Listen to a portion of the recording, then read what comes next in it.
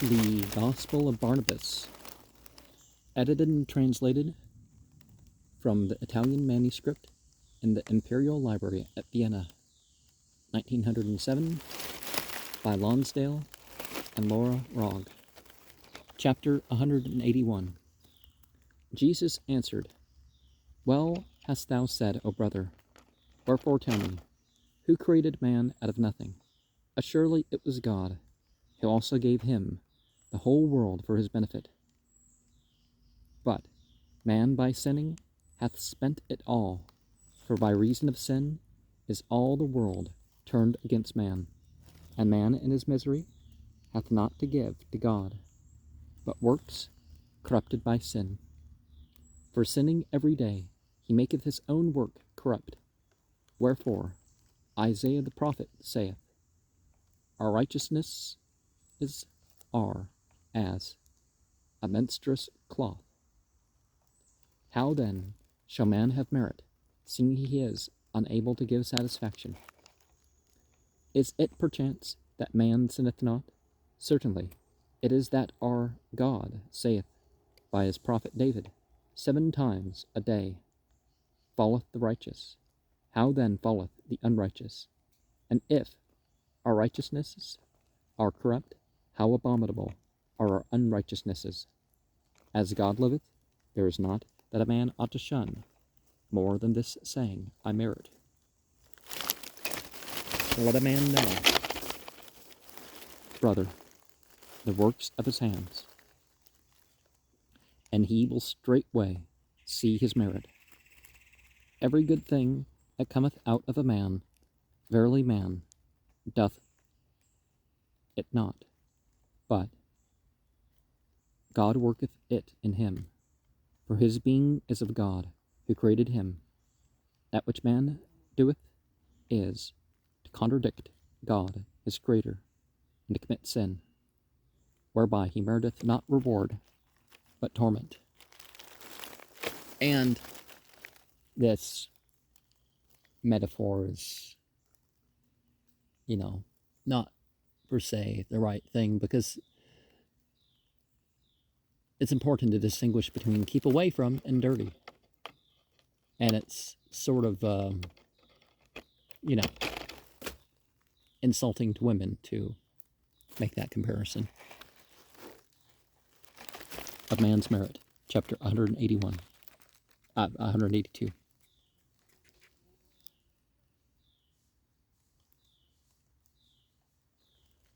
Not only hath God created man, as I say, but he created him perfect.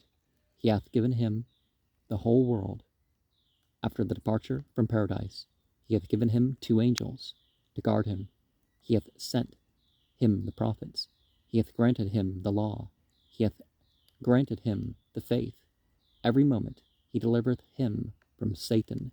He is fain to give him paradise. Nay more, God willeth to give himself to man. Consider then the debt, if it is great a debt, to cancel, which ye would need to have created man of yourselves out of nothing, to have created as many prophets as God hath sent, with a world and a paradise, nay more, with a God great and good, as is our God, and to give it all to God.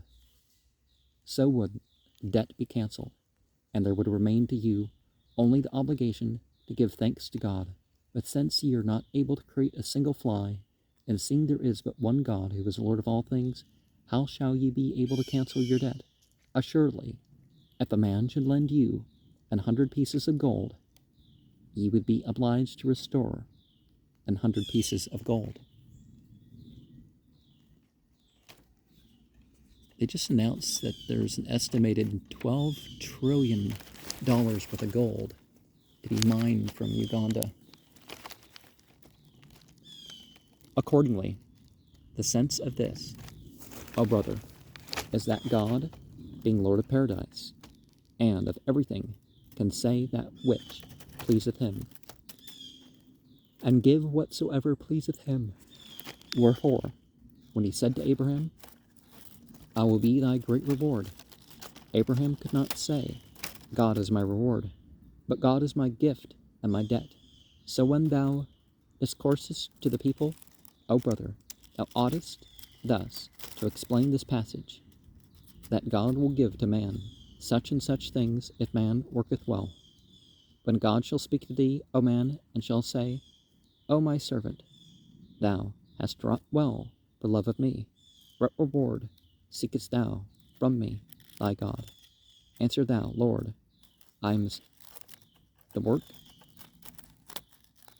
of thy hands. It is not fitting that there should be in me sin, which Satan loveth. Therefore, Lord, for thine own glory, have mercy upon the works of my hands. Have mercy upon the work of thy hands. And if God say, I have pardoned thee, and now I would fain reward thee, answer thou, Lord, I merit punishment for what I have done, and for what thou hast done meritest to be glorified. Punish, Lord, in me what I have done, and save that which thou hast wrought. And if God say, What punishment seemeth to thee fitting for thy sin? Do thou answer, As much, O Lord, as all the reprobate shall suffer. And if God say, Wherefore seekest thou so great punishment, O my faithful servant? Answer thou, Because every one of them, if they had received from thee as much as I have received, would have served thee more faithfully than I have done. And if God say, When wilt thou receive this punishment, and for how long a time? Answer thou, Now and without end. As God liveth, in whose presence my soul standeth, such a man would be more pleasing to God than all his holy angels.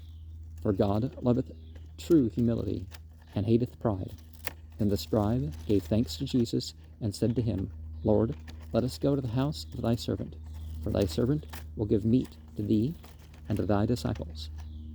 Jesus answered, I will come thither, when thou wilt promise to call me brother, and not Lord, and shalt say, Thou art my brother, and not my servant. The man promised, and Jesus went to his house. Now, Aduni was originally used as a title for people too, just like a lot of people in the Arabic speaking world don't like to use Maulana because it's also a title used for God. So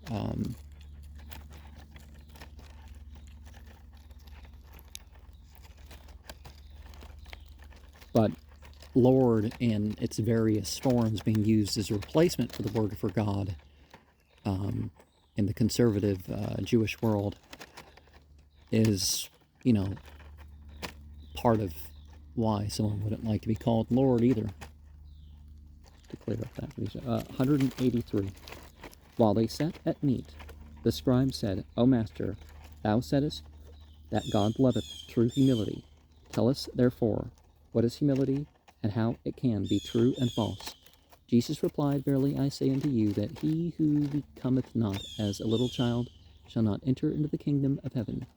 Everyone was amazed at hearing this, and they said one to another, Now how shall he become a little child who is 30 or 40 years old? Surely this is a hard saying. Jesus answered, As God liveth, in whose presence my soul standeth, my words are true. I said unto you that a man hath need to become as a little child. For this is true humility. For if ye ask a little child who hath made thy garments, where he liveth, he will say, My fathers. If ye shall say, Who giveth thee to eat? He will reply, My Father. If ye shall say, Who hath taught thee to walk and to speak? He will answer, My Father. But if ye shall say, Who hath broken thy forehead? For that thou hast thy forehead so bound up, he will answer, I fell down, and so did I break my head. If ye shall say, Now why didst thou fall down? He will answer, See ye not that I am little, so that I have the strength to walk and run like a grown man? So my Father must needs take me by the hand, and if I would walk firmly, but in order that I might learn to walk well, my Father left me for a little space, and I, wishing to run, fell down. If ye shall say, And what said thy father? He will answer. Now, why didst thou not walk quite slowly? See that in the future thou leave not my side. And it's definitely important to pay attention to our walking and all that. There's one step that you don't pay attention to,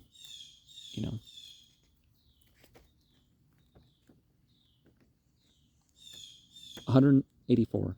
Tell me, is this true, said Jesus. The disciples and the scribe answered, It is most true. Then said Jesus, He who in truth of heart recognizeth God as the author of all good, and himself as the author of sin, shall be truly humble. But whoso shall speak with the tongue as the child speaketh, and shall contradict the same in act, the same is in brackets, assuredly he hath false humility and true pride. For pride is then at its height when it maketh use of humble things, that it be not reprehended and spurned of men. True humility is a lowliness of the soul, whereby man knoweth himself in truth. But false humility is a mist from hell, which so darkeneth the understanding of the soul, that what a man ought to ascribe to himself he ascribeth to God, and what he ought to ascribe to God he ascribeth to himself. Thus the man of false humility will say that he is a grievous sinner. But when one telleth him that he is a sinner, he will wax wroth against him, and will persecute him. The man of false humility will say that God hath given him all that he hath, but that he, on his part, hath not slumbered, but done good works. And these Pharisees of this present time, brethren, tell me how they walk. The scribe answered, weeping, O Master, the Pharisees of the present time have the garments of the name of Pharisees, but in their heart and in their works they are Canaanites. I would to God they usurp not such a name, for then would they not deceive the simple. O ancient time, how cruelly hast thou dealt with us, that hast taken away from us the true Pharisees, and left us the false. 85. Jesus answered, Brother, it is not time that hath done this, but rather the wicked world.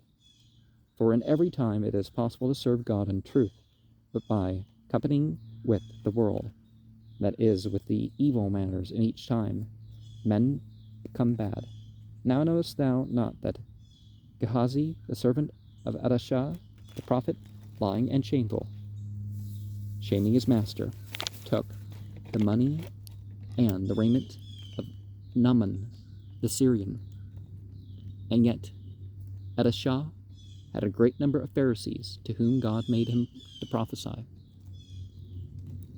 Verily I say unto thee, that men are so inclined to evil working, and so much doth the world to excite them thereto, and Satan entice them to evil, that the Pharisees of the present day avoid every good work and every holy example, and the example of Gehazi is sufficient for them to be reprobated of God.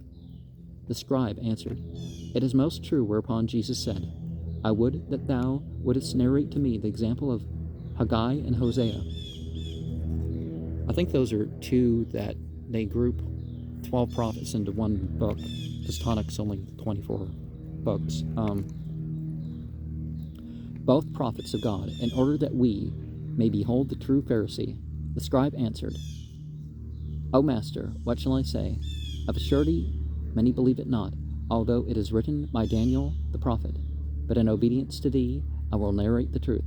Haggai was 15 years old, when having sold his patrimony and given it to the poor, he went forth from Anathoth to serve Obadiah.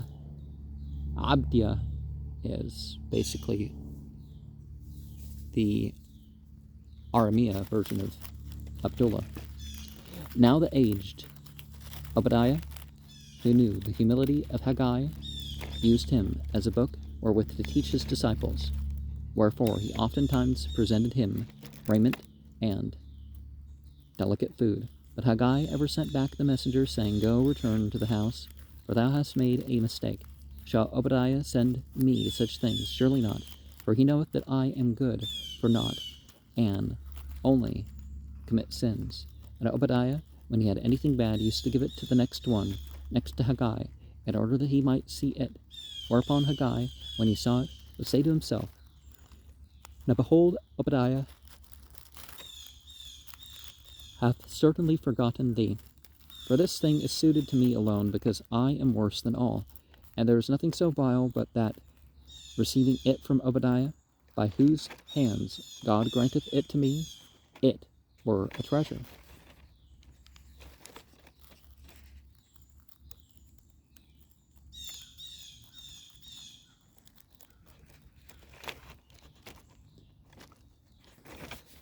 Haggai and Hosea. Okay, so 186. When Obadiah desired to teach anyone how to pray, he would call Haggai and say, Recite here thy prayer, so that every one may hear thy words. Then Haggai would say, Lord God of Israel, with mercy look upon thy servant, who calleth upon thee, for that thou hast created him. Righteousness, Lord God, remember thy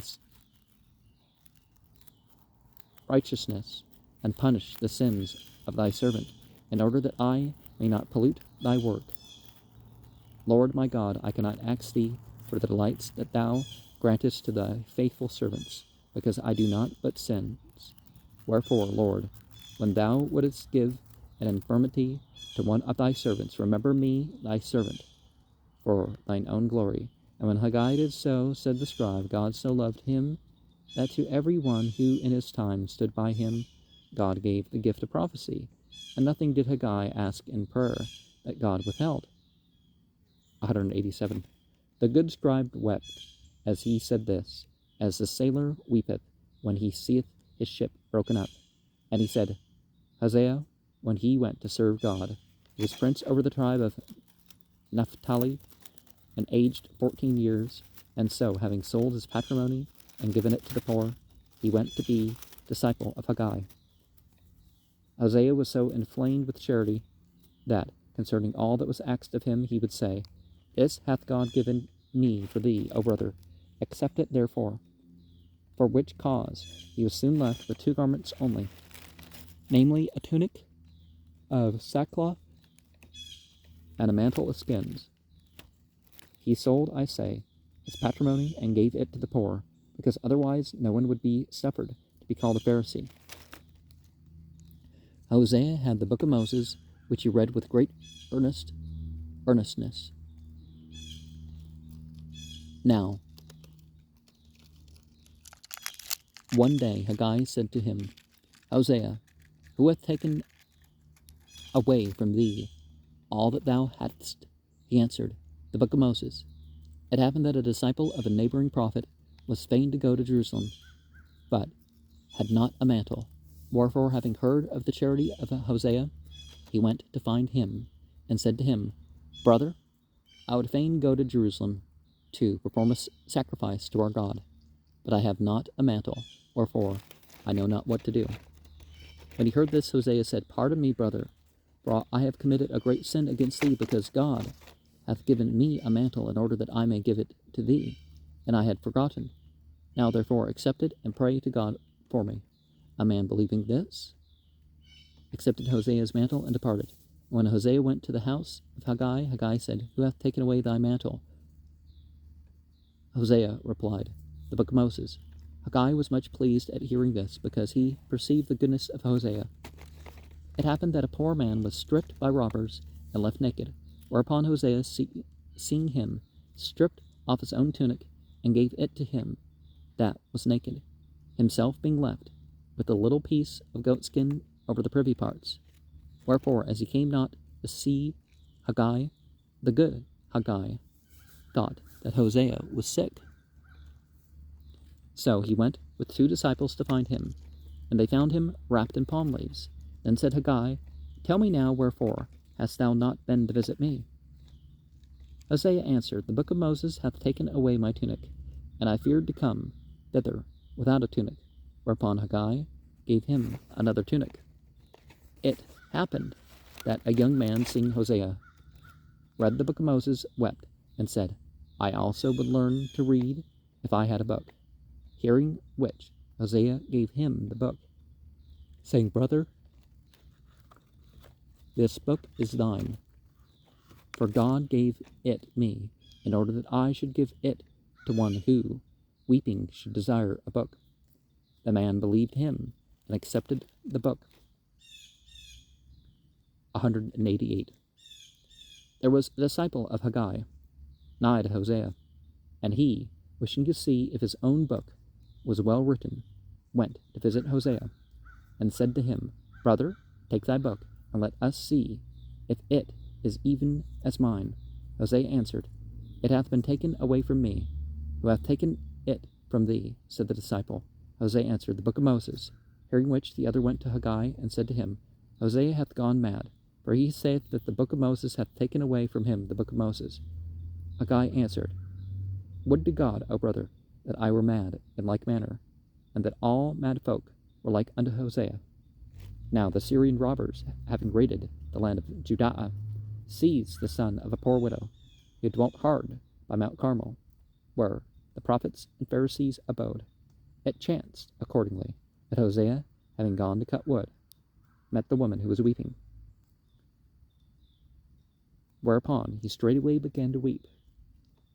For whenever he saw anyone laugh, he laughed, and whenever he saw anyone weep, he wept. Hosea then asked the woman touching the reason of her weeping, and she told him all. Then said Hosea, Come, sister, for God willeth to give thee thy son. And they went both of them to Hebron, where Hosea sold himself, and gave the money to the widow, who, not knowing how he had gotten the money, accepted it, and redeemed her son. He who had bought Hosea took him to Jerusalem, where he had an abode, not knowing Hosea. Haggai, seeing that Hosea was not to be found, remained afflicted thereat. Whereupon the angel of God told him how he had been taken as a slave to Jerusalem. The good Haggai, when he heard this, wept for the absence of Hosea, as a mother weepeth for the absence of her son. And having called 2 disciples, he went to Jerusalem. And by the will of God, in the entrance of the city, he met Hosea, who was laden with bread to carry it to the laborers in his master's vineyard. Having recognized him, Haggai said, Son, how is it that thou hast forsaken thine old father, who seeketh thee mourning? Hosea answered, Father, I have been sold. Then said Haggai in wrath, Who is that bad fellow who hath sold thee? Hosea answered, God forgive thee, O my father, for he who hath sold me is so good that if he were not in the world, no one would become holy. Who then is he? Said Haggai. Hosea answered, O my father, it was the book of Moses. Then the good Haggai remained as it were beside himself, and said, Would to God, my son, that the book of Moses would sell me also with all my children, even as it hath sold thee. And Haggai went with Hosea to the house of his master, who, when he saw Haggai, said, Blessed be our God, who hath sent his prophet unto my house. And he ran back to kiss his hand. Then said Haggai, Brother, kiss the hand of thy slave, whom thou hast brought, for he is better than I.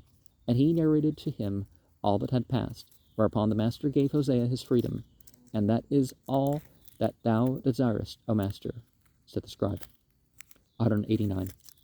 Then said Jesus, This is true, because I am assured thereof by God. Wherefore, that every one may know that this is the truth, in the name of God, let the sun stand still, and not move for 12 hours. And so it came to pass, to the great terror of all Jerusalem and Judah. And Jesus said to the scribe, O brother, what seekest thou to learn from me, seeing thou hast such knowledge, as God liveth? This is sufficient for man's salvation, inasmuch as the humility of Haggai, with the charity of Hosea, fulfilleth all the law and all the prophets.